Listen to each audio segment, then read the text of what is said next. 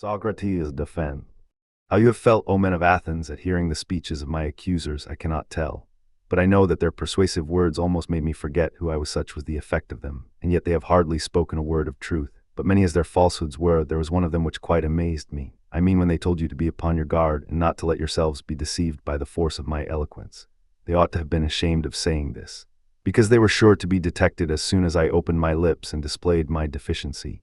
They certainly did appear to be most shameless in saying this, unless by the force of eloquence they mean the force of truth, for then I do indeed admit that I am eloquent, but in how different a way from theirs. Well, as I was saying, they have hardly uttered a word, or not more than a word of truth, but you shall hear from me the whole truth, not, however, delivered after their manner, in a set oration duly ornamented with words and phrases. No, indeed, but I shall use the words and arguments which occur to me at the moment, for I am certain that this is right, and that at my time of life I ought not to be appearing before you, O men of Athens. In the character of a juvenile orator, let no one expect this of me.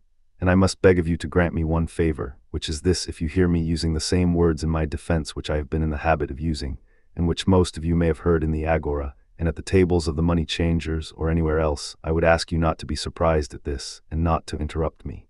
For I am more than 70 years of age, and this is the first time that I have ever appeared in a court of law, and I am quite a stranger to the ways of the place. And therefore I would have you regard me as if I were really a stranger, whom you would excuse if he spoke in his native tongue and after the fashion of his country, that I think is not an unfair request. Never mind the manner, which may or may not be good, but think only of the justice of my cause. And give heed to that, let the judge decide justly, and the speaker speak truly. And first I have to reply to the older charges and to my first accusers, and then I will go to the later ones. For I have had many accusers who accused me of old, and their false charges have continued during many years, and I am more afraid of them than of Anytus and his associates, who are dangerous too in their own way. But far more dangerous are these, who began when you were children, and took possession of your minds with their falsehoods. Telling of one Socrates, a wise man who speculated about the heaven above, and searched into the earth beneath, and made the worse appear the better cause. These are the accusers whom I dread, for they are the circulators of this rumor, and their hearers are too apt to fancy that speculators of this sort do not believe in the gods. And they are many, and their charges against me are of ancient date, and they made them in days when you were impressible in childhood, or perhaps in youth, and the cause when heard went by default, for there was none to answer. And hardest of all, their names I do not know and cannot tell, unless in the chance of comic poet.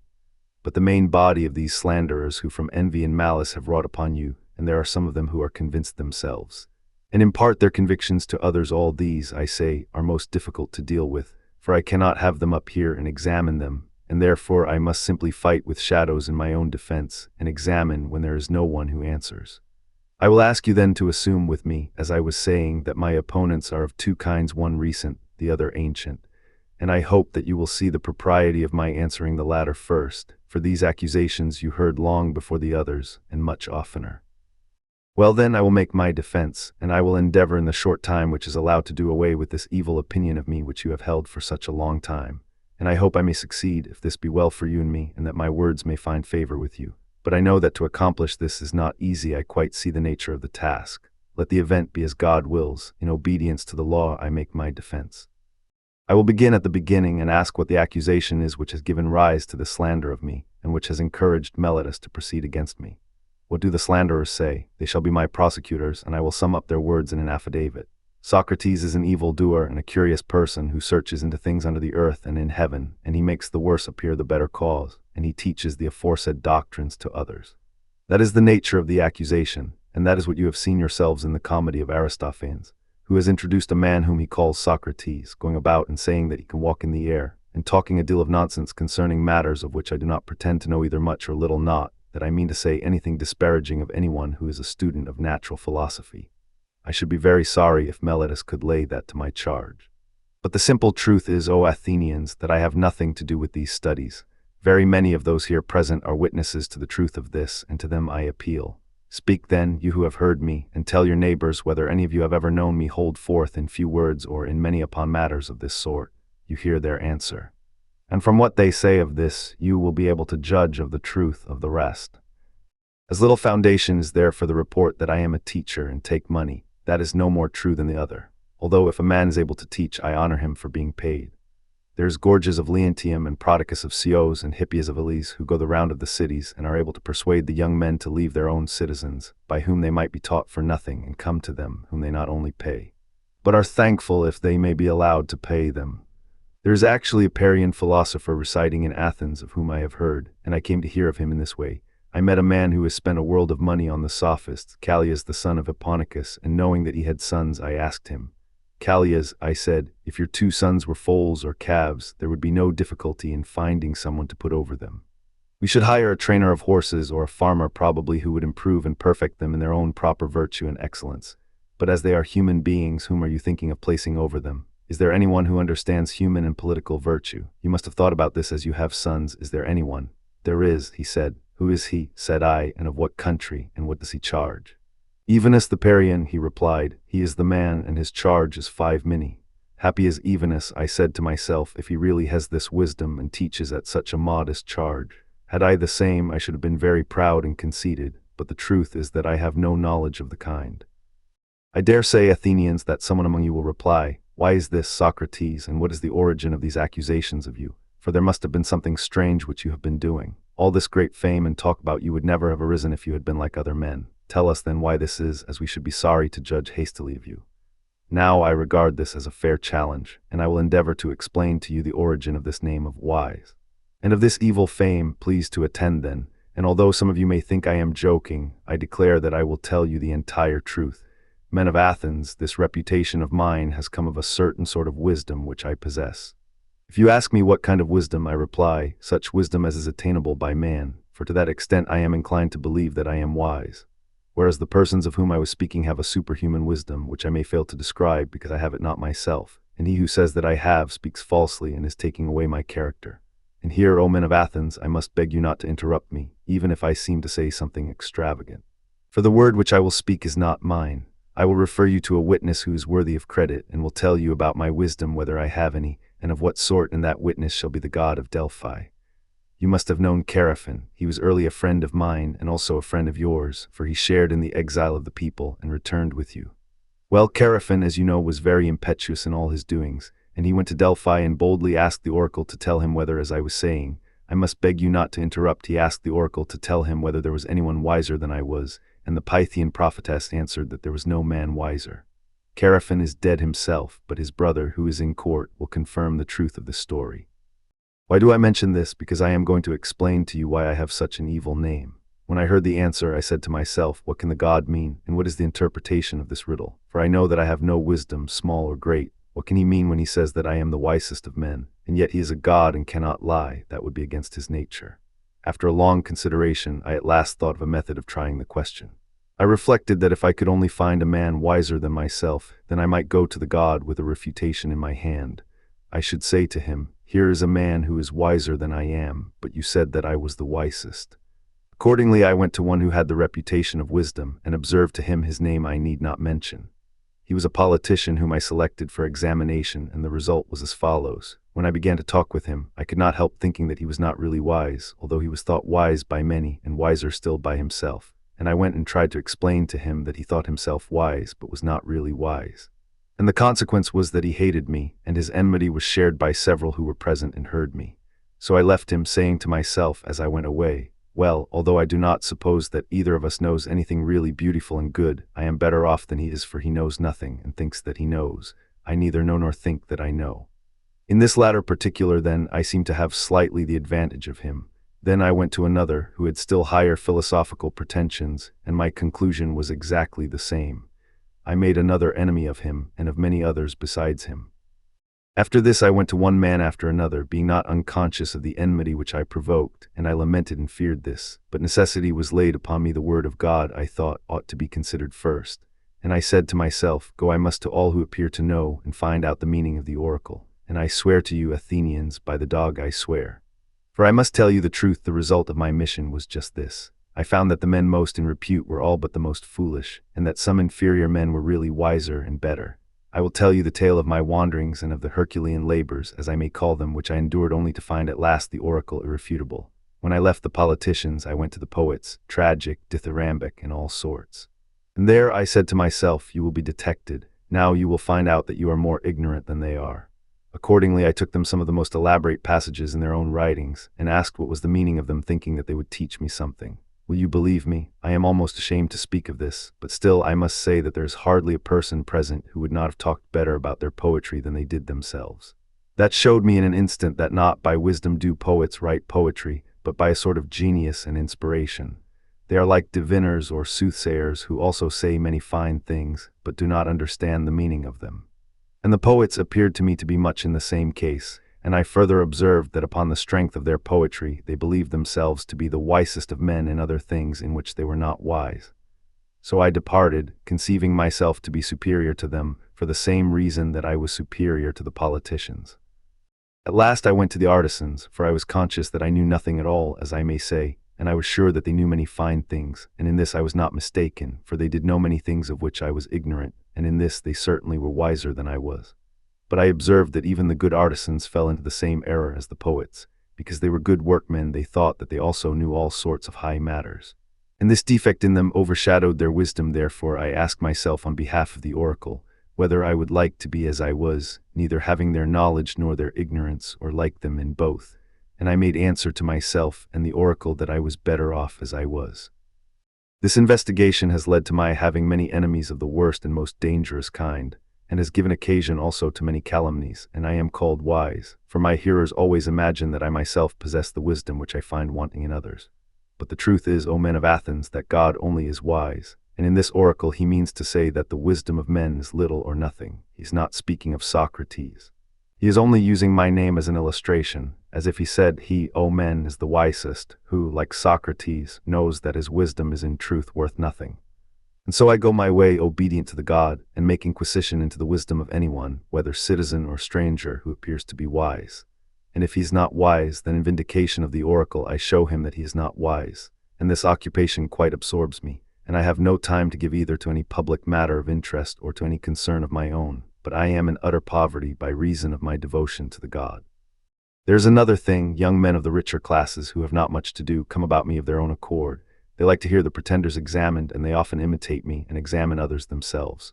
There are plenty of persons, as they soon enough discover, who think that they know something, but really know little or nothing. And then those who are examined by them, instead of being angry with themselves, are angry with me. This confounded Socrates, they say. This villainous misleader of youth. And then if somebody asks them, why, what evil does he practice or teach? They do not know and cannot tell. But in order that they may not appear to be at a loss, they repeat the ready-made charges which are used against all philosophers about teaching things up in the clouds and under the earth, and having no gods, and making the worse appear the better cause. For they do not like to confess that their pretense of knowledge has been detected, which is the truth. And as they are numerous and ambitious and energetic, and are all in battle array and have persuasive tongues, they have filled your ears with their loud and inveterate calumnies. And this is the reason why my three accusers, Meletus and Anytus and Lycon, have set upon me. Meletus, who has a quarrel with me on behalf of the poets, Anytus on behalf of the craftsmen, Lycon on behalf of the rhetoricians. And as I said at the beginning, I cannot expect to get rid of this mass of calumny all in a moment. And this, O men of Athens, is the truth and the whole truth. I have concealed nothing, I have dissembled nothing. And yet I know that this plainness of speech makes them hate me, and what is their hatred but a proof that I am speaking the truth? This is the occasion and reason of their slander of me, as you will find out either in this or in any future inquiry. I have said enough in my defense against the first class of my accusers. I turn to the second class, who are headed by Meletus, that good and patriotic man as he calls himself. And now I will try to defend myself against them. These new accusers must also have their affidavit read. What do they say? Something of this sort, that Socrates is a doer of evil and corrupter of the youth, and he does not believe in the gods of the state, and has other new divinities. That is the sort of charge, and now let us examine the particular counts. He says that I am a doer of evil who corrupt the youth. But I say, O men of Athens, that Meletus is a doer of evil, and the evil is that he makes a joke of a serious matter, and is too ready at bringing other men to trial from a pretended zeal and interest about matters in which he really never had the smallest interest. And the truth of this I will endeavor to prove. Come hither, Meletus, and let me ask a question of you. You think a great deal about the improvement of youth. Yes, I do. Tell the judges then who is their improver, for you must know, as you have taken the pains to discover their corrupter, and are citing and accusing me before them. Speak then, and tell the judges who their improver is. Observe, Meletus, that you are silent and have nothing to say. But is not this rather disgraceful, and a very considerable proof of what I was saying, that you have no interest in the matter, Speak up, friend, and tell us who their improver is. The laws. But that, my good sir, is not my meaning. I want to know who the person is who, in the first place, knows the laws. The judge is Socrates, who are present in court. What do you mean to say, Meletus, that they are able to instruct and improve youth? Certainly they are. What, all of them, or some only and not others? All of them. By the goddess here, that is good news. There are plenty of improvers then. And what do you say of the audience? Do they improve them? Yes, they do. And the senators? Yes, the senators improve them. But perhaps the members of the citizen assembly corrupt them, or do they too improve them? They improve them. Then every Athenian improves and elevates them, all with the exception of myself, and I alone am their corrupter. Is that what you affirm? That is what I stoutly affirm. I am very unfortunate if that is true. But suppose I ask you a question, would you say that this also holds true in the case of horses? Does one man do them harm and all the world good? Is not the exact opposite of this true? One man is able to do them good, or at least not many. The trainer of horses, that is to say, does them good, and others who have to do with them rather injure them. Is not that true, Meletus, of horses or any other animals? Yes, certainly. Whether you and Anytus say yes or no, that is no matter. Happy indeed would be the condition of youth if they had one corrupter only, and all the rest of the world were their improvers. And you, Meletus, have sufficiently shown that you never had a thought about the young. Your carelessness is seen in your not caring about matters spoken of in this very indictment. And now, Meletus, I must ask you another question. Which is better, to live among bad citizens or among good ones? Answer, friend, I say, for that is a question which may be easily answered. Do not the good do their neighbors good, and the bad do them evil? Certainly. And is there anyone who would rather be injured than benefited by those who live with him?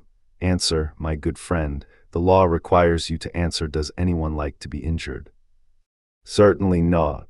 And when you accuse me of corrupting and deteriorating the youth, do you allege that I corrupt them intentionally or unintentionally?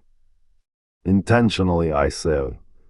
You have just admitted that the good do their neighbors good and the evil do them evil. Now is that truth which your superior wisdom has recognized thus early in life, and am I at my age in such darkness and ignorance as not to know that if a man with whom I have to live is corrupted by me, I am very likely to be harmed by him, and yet I corrupt him, and intentionally too. That is what you are saying, and of that you will never persuade me or any other human being. But either I do not corrupt them, or I corrupt them unintentionally, so that on either view of the case you lie. If my offense is unintentional, the law has no cognizance of unintentional offenses. You ought to have taken me privately and warned and admonished me, for if I had been better advised, I should have left off doing what I only did unintentionally. No doubt I should, whereas you hated to converse with me or teach me, but you indicted me in this court, which is a place not of instruction, but of punishment. I have shown, Athenians, as I was saying, that Meletus has no care at all, great or small, about the matter. But still I should like to know, Meletus, in what I am affirmed to corrupt the young. I suppose you mean, as I infer from your indictment, that I teach them not to acknowledge the gods which the state acknowledges, but some other new divinities or spiritual agencies in their stead. These are the lessons which corrupt the youth, as you say. Yes, that I say emphatically. Then by the gods, Meletus, of whom we are speaking, tell me in the court, in somewhat plainer terms, what you mean.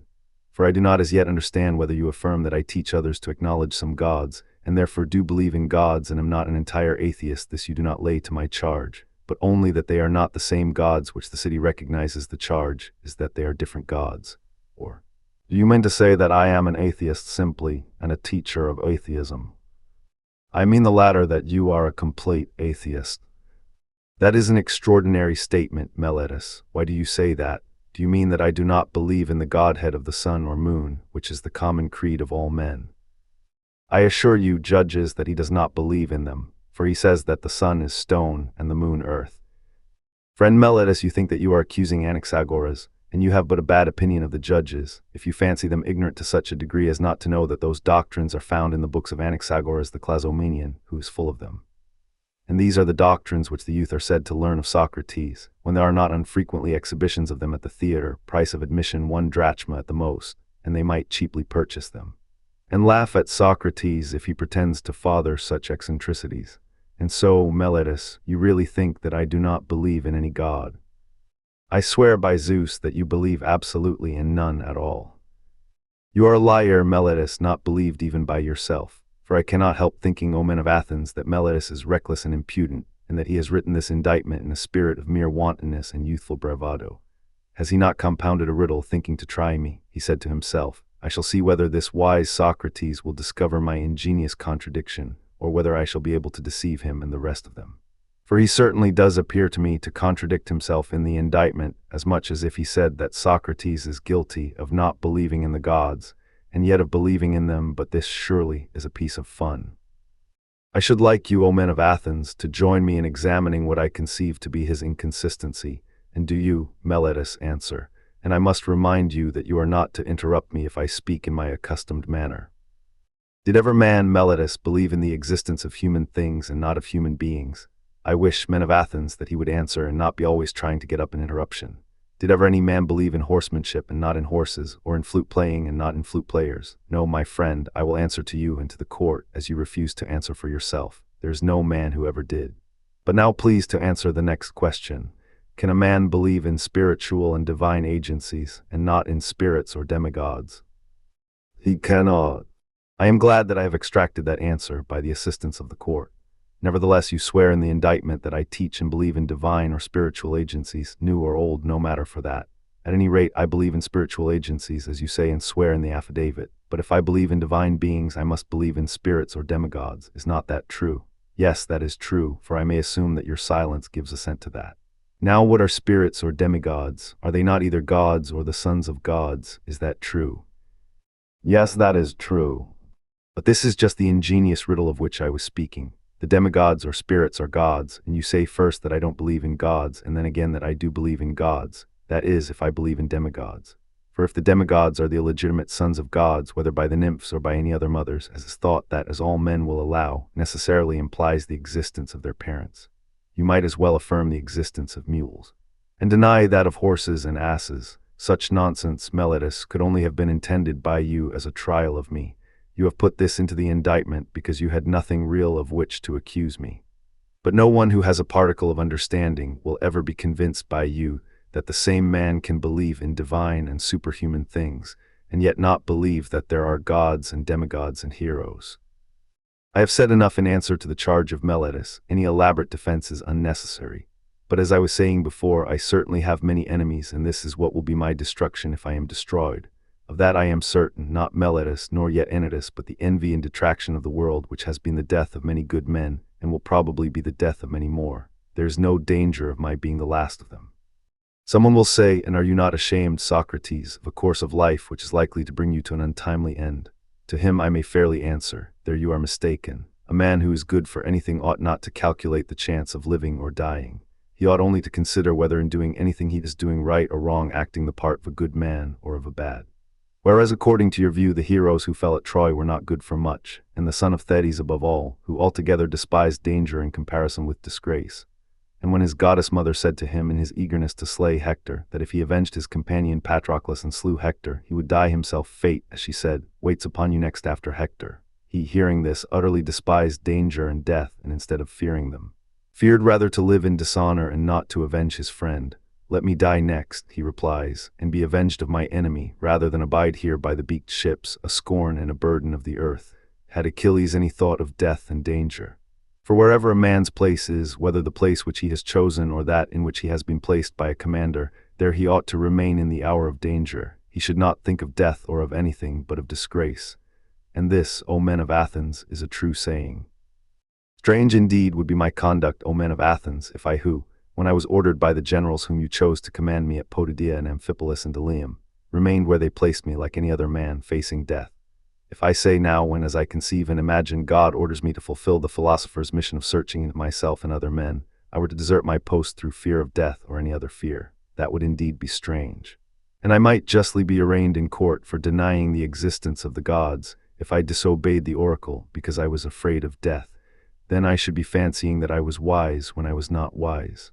For this fear of death is indeed the pretense of wisdom, and not real wisdom, being the appearance of knowing the unknown, since no one knows whether death, which they in their fear apprehend to be the greatest evil, may not be the greatest good.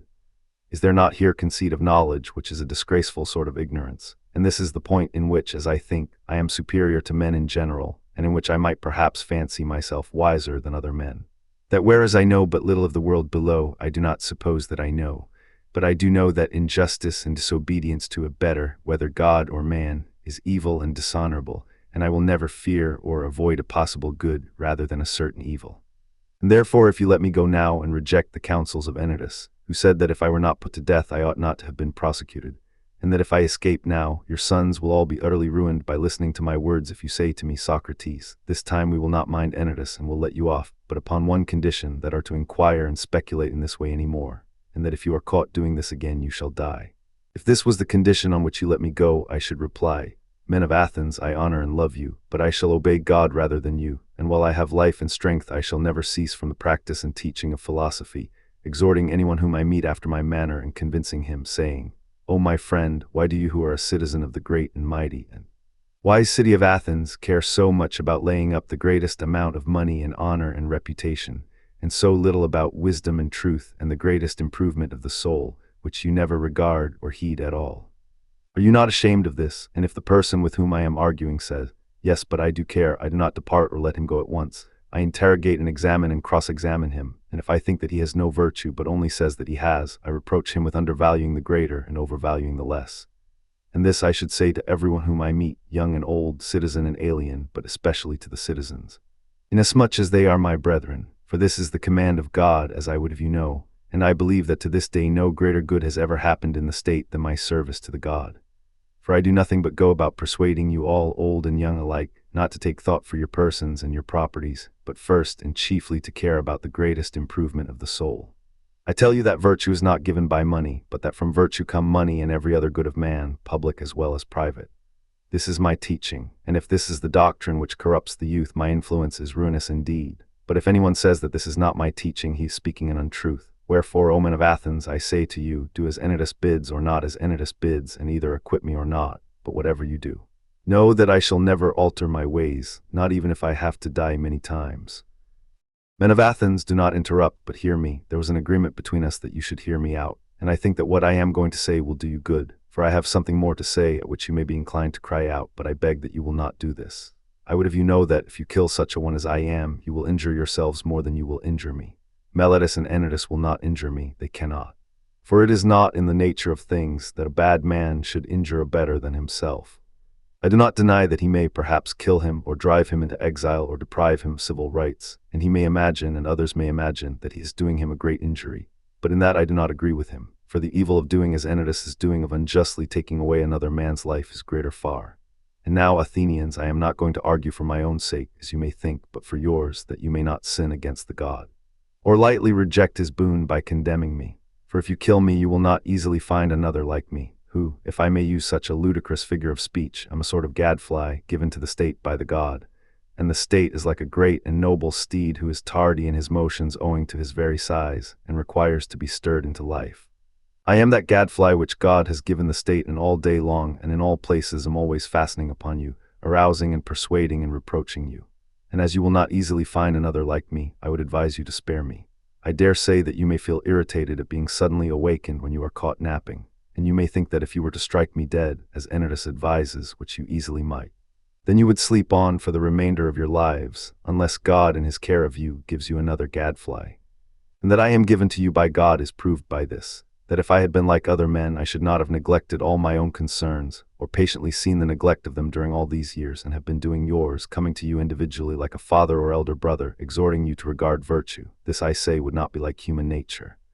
And had I gained anything, or if my exhortations had been paid, there would have been some sense in that. But now, as you will perceive, not even the impudence of my accusers dares to say that I have ever exacted or sought pay of anyone. They have no witness of that, and I have a witness of the truth of what I say. My poverty is a sufficient witness. Someone may wonder why I go about in private, giving advice and busying myself with the concerns of others, but do not venture to come forward in public and advise the state. I will tell you the reason of this. You have often heard me speak of an oracle or sign which comes to me, and is the divinity which Meletus ridicules in the indictment. This sign I have had ever since I was a child. The sign is a voice which comes to me and always forbids me to do something which I am going to do, but never commands me to do anything, and this is what stands in the way of my being a politician. And rightly, as I think, for I am certain, O men of Athens, that if I had engaged in politics, I should have perished long ago and done no good either to you or to myself. And don't be offended at my telling you the truth, For the truth is that no man who goes to war with you or any other multitude, honestly struggling against the commission of unrighteousness and wrong in the state, will save his life. He who will really fight for the right, if he would live even for a little while, must have a private station and not a public one. I can give you as proofs of this, not words only, but deeds which you value more than words. Let me tell you a passage of my own life, which will prove to you that I should never have yielded to injustice from any fear of death, and that if I had not yielded I should have died at once. I will tell you a story tasteless perhaps and commonplace, but nevertheless true. The only office of state which I ever held, O men of Athens, was that of senator. The tribe Antiochus, which is my tribe, had the presidency at the trial of the generals who had not taken up the bodies of the slain after the battle of Arginusi, and you proposed to try them all together, which was illegal, as you all thought afterwards. But at the time I was the only one of the Prytanes who was opposed to the illegality, and I gave my vote against you. And when the orators threatened to impeach and arrest me, and have me taken away, and you called and shouted, I made up my mind that I would run the risk, having law and justice with me, rather than take part in your injustice, because I feared imprisonment and death. This happened in the days of the democracy. But when the oligarchy of the 30 was in power, they sent for me and 4 others into the rotunda, and bade us bring Leon the Salaminian from Salamis, as they want to execute him. This was a specimen of the sort of commands which they were always giving with the view of implicating as many as possible in their crimes. And then I showed, not in words only, but in deed, that, if I may be allowed to use such an expression, I cared not a straw for death. And that my only fear was the fear of doing an unrighteous or unholy thing. For the strong arm of that oppressive power did not fright me into doing wrong. And when we came out of the rotunda, the other 4 went to Salamis and fetched Leon, but I went quietly home, for which I might have lost my life, had not the power of the 30 shortly afterwards come to an end. And to this many will witness. Now do you really imagine that I could have survived all these years if I had led a public life, supposing that like a good man I had always supported the right and had made justice, as I ought, the first thing? No, indeed, men of Athens, neither I nor any other. But I have been always the same in all my actions, public as well as private, and never have I yielded any base compliance to those who are slanderously termed my disciples, or to any other. For the truth is that I have no regular disciples, but if anyone likes to come and hear me while I am pursuing my mission, whether he be young or old, he may freely come. Nor do I converse with those who pay only, and not with those who do not pay, but anyone, whether he be rich or poor, may ask and answer me and listen to my words, and whether he turns out to be a bad man or a good one, that cannot be justly laid to my charge, as I never taught him anything. And if anyone says that he has ever learned or heard anything from me in private which all the world has not heard, I should like you to know that he is speaking an untruth. But I shall be asked, why do people delight in continually conversing with you? I have told you already, Athenians, the whole truth about this. They like to hear the cross-examination of the pretenders to wisdom. There is amusement in this. And this is a duty which the God has imposed upon me, as I am assured by oracles, visions, and in every sort of way in which the will of divine power was ever signified to anyone. This is true, O Athenians, or, if not true, would be soon refuted. For if I am really corrupting the youth, and have corrupted some of them already, those of them who have grown up and have become sensible that I gave them bad advice in the days of their youth should come forward as accusers and take their revenge. And if they do not like to come themselves, some of their relatives, fathers, brothers, or other kinsmen, should say what evil their families suffered at my hands. Now is their time. Many of them I see in the court. There is Crito, who is of the same age and of the same deme with myself, and there is Critobulus his son, whom I also see. Then again there is Lysanias of Sphetus, who is the father of Aeschines, he is present, and also there is Antiphon of Cephissus, who is the father of Epignes, and there are the brothers of several who have associated with me. There is Nicostratus the son of Theostotides, and the brother of Theodotus. Now Theodotus himself is dead, and therefore he at any rate will not seek to stop him. And there is Paralus the son of Demodocus, who had a brother Theges, and Adamantus the son of Ariston, whose brother Plato is present, and Eontodorus, who is the brother of Apollodorus, whom I also see. I might mention a great many others, any of whom Meletus should have produced as witnesses in the course of his speech, and let him still produce them. If he has forgotten, I will make way for him, and let him say, if he has any testimony of the sort which he can produce. Nay, Athenians, the very opposite is the truth. For all these are ready to witness on behalf of the corrupter, of the destroyer of their kindred, as Meletus and Anytus call me. Not the corrupted youth only, there might have been a motive for that, but their uncorrupted elder relatives. Why should they too support me with their testimony? Why indeed, except for the sake of truth and justice, and because they know that I am speaking the truth, and that Meletus is lying? Well, Athenians, this and the like of this is nearly all the defense which I have to offer. Yet a word more. Perhaps there may be someone who is offended at me when he calls to mind how he himself, on a similar or even a less serious occasion, had recourse to prayers and supplications with many tears, and how he produced his children in court, which was a moving spectacle, together with a posse of his relations and friends, whereas I, who am probably in danger of my life, will do none of these things. Perhaps this may come into his mind, and he may be set against me, and vote in anger because he is displeased at this. Now if there be such a person among you, which I am far from affirming, I may fairly reply to him, my friend, I am a man, and like other men, a creature of flesh and blood, and not of wood or stone, as Homer says, and I have a family, yes, and sons. O Athenians, 3 in number, one of whom is growing up, and the 2 others are still young, and yet I will not bring any of them hither in order to petition you for an acquittal. And why not? Not from any self-will or disregard of you. Whether I am or am not afraid of death is another question, of which I will not now speak. But my reason simply is that I feel such conduct to be discreditable to myself, and you, and the whole state. One who has reached my years, and who has a name for wisdom, whether deserved or not, ought not to debase himself. At any rate, the world has decided that Socrates is in some way superior to other men. And if those among you who are said to be superior in wisdom and courage and any other virtue demean themselves in this way, how shameful is their conduct! I have seen men of reputation, when they have been condemned, behaving in the strangest manner. They seem to fancy that they were going to suffer something dreadful if they died, and that they could be immortal if you only allowed them to live. And I think that they were a dishonor to the state, and that any stranger coming in would say of them that the most eminent men of Athens, to whom the Athenians themselves give honor and command, are no better than women. And I say that these things ought not to be done by those of us who are of reputation, and if they are done, you ought not to permit them. You ought rather to show that you are more inclined to condemn, not the man who is quiet, but the man who gets up a doleful scene and makes the city ridiculous. But setting aside the question of dishonor, there seems to be something wrong in petitioning a judge, and thus procuring an acquittal instead of informing and convincing him. For his duty is not to make a present of justice, but to give judgment, and he has sworn that he will judge according to the laws, and not according to his own good pleasure, and neither he nor we should get into the habit of perjuring ourselves. There can be no piety in that. Do not then require me to do what I consider dishonorable and impious and wrong, especially now, when I am being tried for impiety on the indictment of Meletus. For if, O men of Athens, by force of persuasion and entreaty I could overpower your oaths, then I should be teaching you to believe that there are no gods, and convict myself, in my own defense, of not believing in them.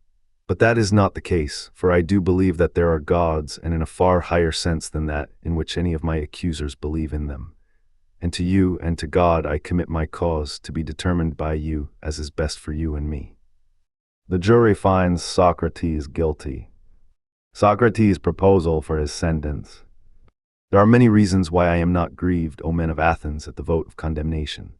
I expected it, and am only surprised that the votes are so nearly equal, for I had thought that the majority against me would have been far larger, but now had 30 votes gone over to the other side I should have been acquitted, and I may say that I have escaped Meletus. And I may say more, for without the assistance of Anytus and Lycon, he would not have had a 5th part of the votes, as the law requires, in which case he would have incurred a fine of 1,000 drachmae, as is evident.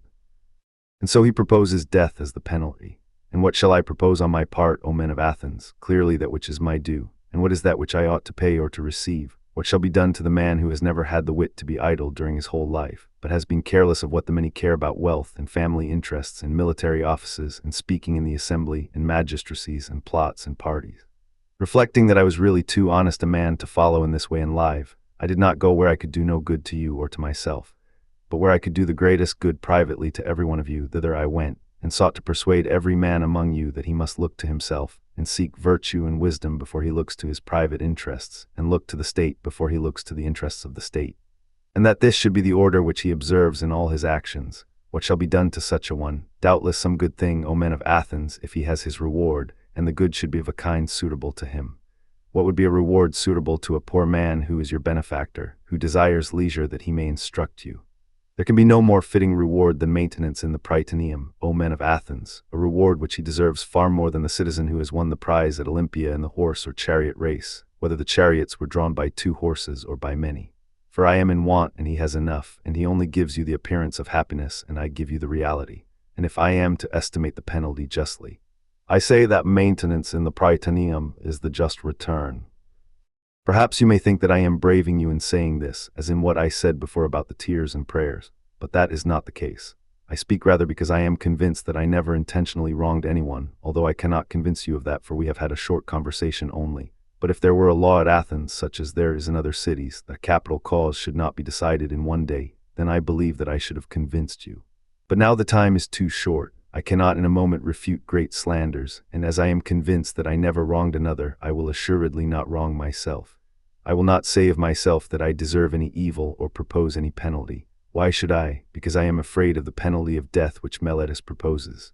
When I do not know whether death is a good or an evil, why should I propose a penalty which would certainly be an evil? Shall I say imprisonment? And why should I live in prison and be the slave of the magistrates of the year of the 11? Or shall the penalty be a fine and imprisonment until the fine is paid? There is the same objection. I should have to lie in prison, for money I have none and I cannot pay.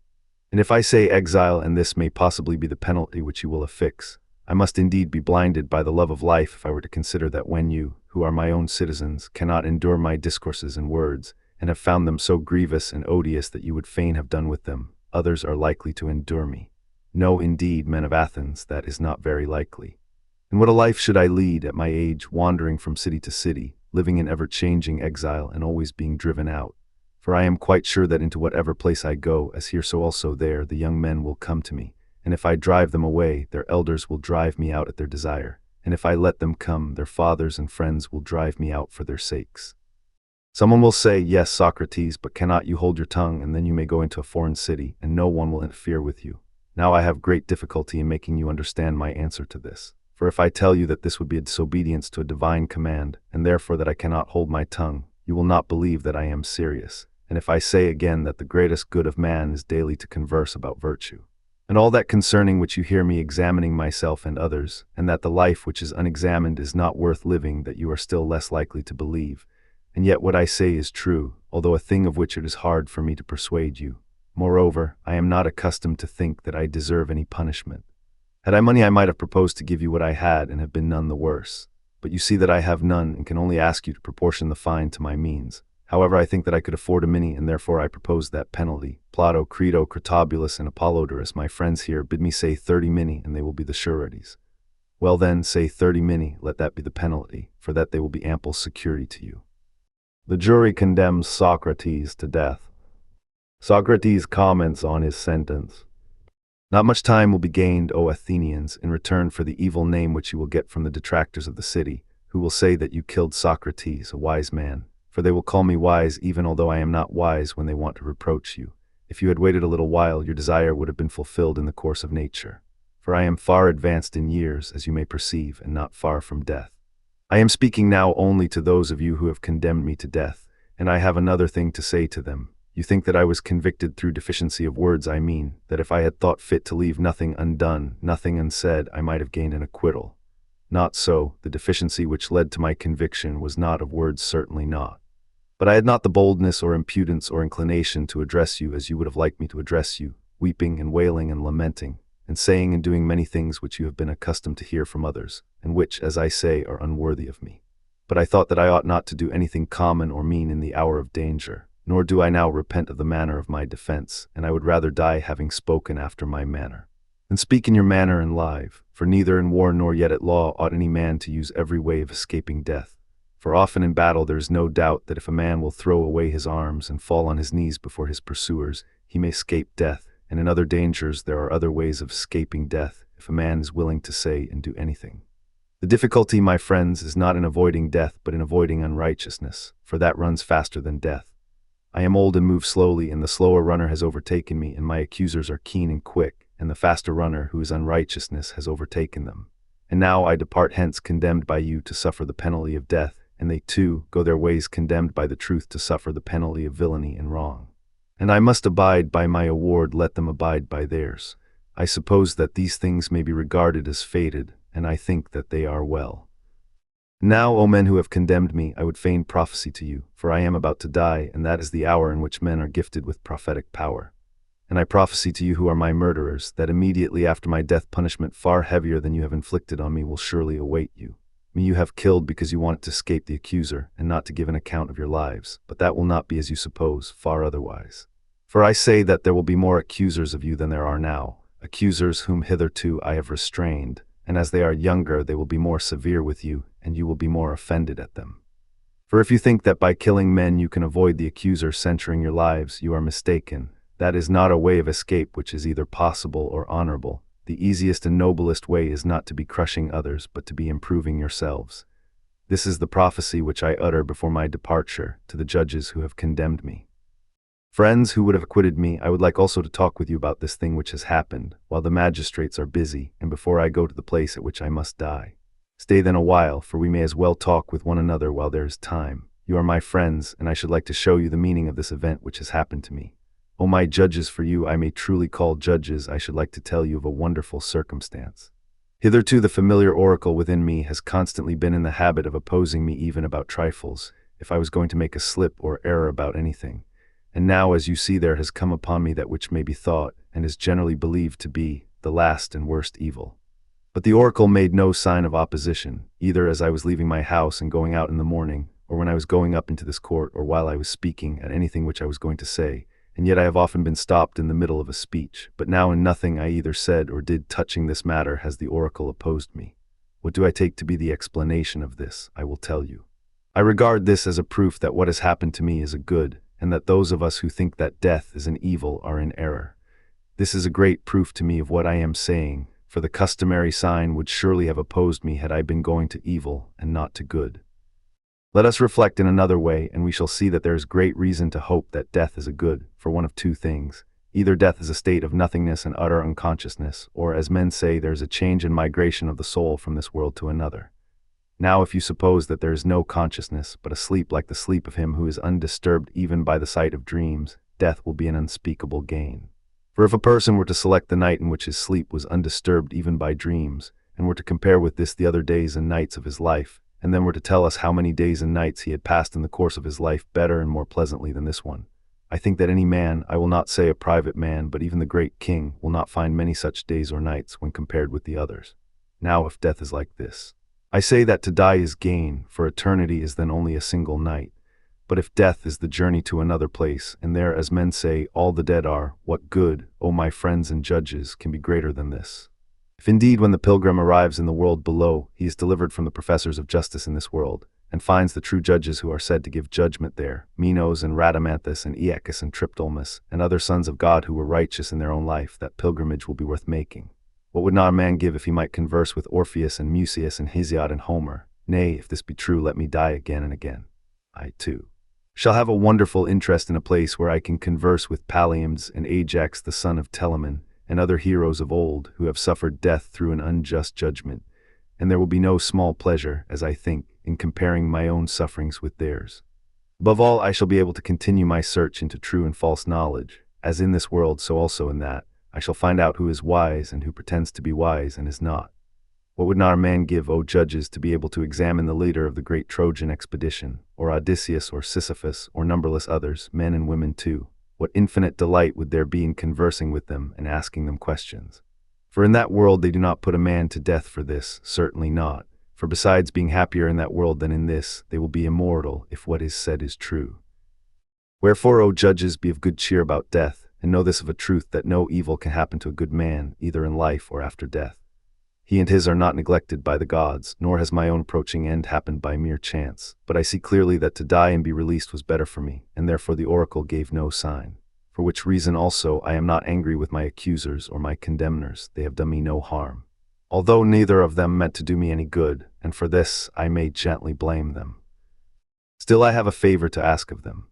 When my sons are grown up, I would ask you, O my friends, to punish them, and I would have you trouble them as I have troubled you if they seem to care about riches or anything more than about virtue, or if they pretend to be something when they are really nothing, then reprove them as I have reproved you for not caring about that for which they ought to care, and thinking that they are something when they are really nothing.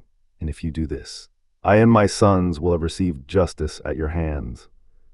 The hour of departure has arrived, and we go our ways, I to die, and you to live, which is better God only knows.